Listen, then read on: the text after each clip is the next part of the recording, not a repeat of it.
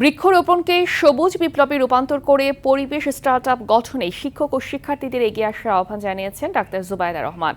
সকালে ঢাকা বিশ্ববিদ্যালয়ের উদ্ভিদ বিজ্ঞান বিভাগে জিয়াউর রহমান ফাউন্ডেশনের আয়োজনে মাসব্যাপী বৃক্ষরোপণ এবং ভবিষ্যৎ বিজ্ঞানীর খোঁজে বিজ্ঞান মেলা 2026-এর উদ্বোধন শেষে এই আহ্বান জানান তিনি।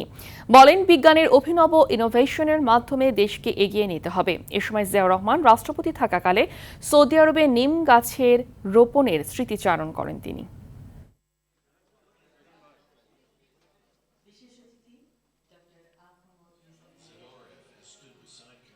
বৃক্ষরোপণকে শুধু গতানুগতিক কর্মসূচির মধ্যে না রেখে বরং জনগণের অংশগ্রহণে অর্থনৈতিক, সামাজিক ও প্রজন্মগত উন্নয়নের এক সবুজ বিপ্লবে রূপান্তর করা যায়। পরিবেশ সুরক্ষায় এবং দেশের বিভিন্ন সমস্যার বৈজ্ঞানিক সমাধান বের করার ক্ষেত্রে শিক্ষক, শিক্ষিকা এবং শিক্ষার্থীরা নিঃসন্দেহে বিরাট অবদান রাখতে পারে।